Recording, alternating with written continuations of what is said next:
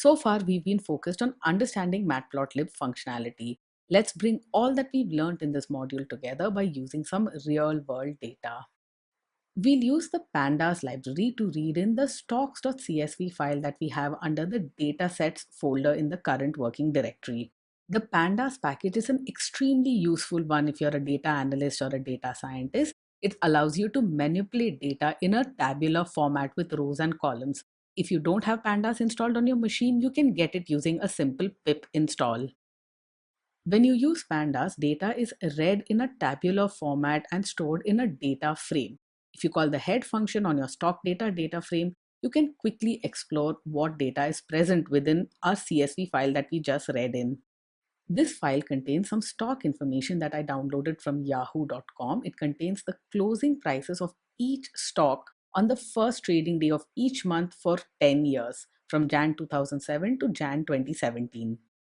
The date column in this pandas data frame is read in as a string. We convert this to a Python datetime format by calling pd.toDateTime. It's hard to see here when the date is just displayed, but the date is now in the Python datetime format and can be manipulated as such.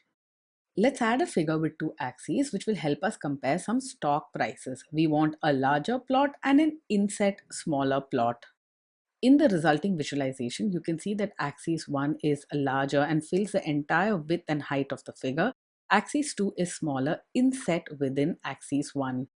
Let's now plot the closing prices of Apple stock on axis 1. This is the larger axis. The title for this axis as a whole is Apple versus IBM. We are going to plot the closing prices for IBM stock in the inset of this larger plot. And here is a graph showing stock price movements of Apple stock over the last 10 years plotted in the green color. Because axis 1 fills the entire width and height of this figure, we have set the title on axis 1. This is Apple versus IBM, where IBM is going to be plotted on the inset graph. Here is the same figure as before, with the data for Apple being plotted in green on the larger axis. We have the data for IBM plotted in the blue color on the smaller inset axis. And this comparison visualization is now complete with the IBM stock price movement in the inset and Apple stock price movement in the larger plot. You can now do a quick comparison to see how these stocks have moved. Now, if you're actually performing stock analysis, you might want to view how the stock prices of multiple stocks have moved side by side. Let's say you want to see 4 different companies you're interested in and view their stock movements all on the same figure. That's possible to set up using Matplotlib. Let's add our first axis where we'll plot the stock price for Microsoft. In our 2x2 grid, this plot will be drawn in the first position. Here is our resulting figure, which as of now has just one subplot. We have a title for the figure as a whole, stock price comparison from 2007 to 2017. We've added an axis to the first cell of our 2x2 grid, and this cell contains the stock price movement for Microsoft over the last 10 years.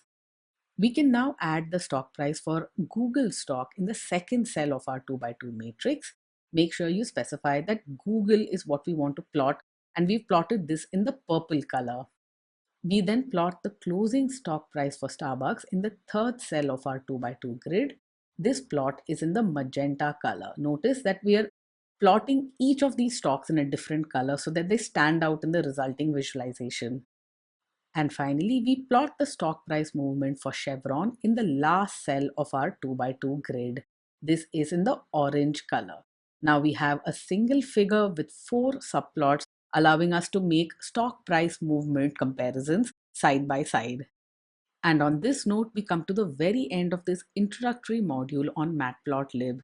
Matplotlib is a powerful visualization library which is very well integrated with other packages in the PyData stack, such as NumPy, Pandas, StatsModel, and so on. In this module, we first studied the basic anatomy of a Matplotlib figure and how we could perform very granular customizations of different parts of a figure using Matplotlib APIs. This module introduced us to basic plotting functionality using the pyplot module in Matplotlib. We set up simple plots, labels, titles, markers, and even watermarks using both text as well as images. We studied in detail figures, axes, and subplots and saw how we could set up multiple plots within the same figure. In the next module, we'll focus on plotting techniques and see how we can use Matplotlib to build basic, intermediate, and advanced plots.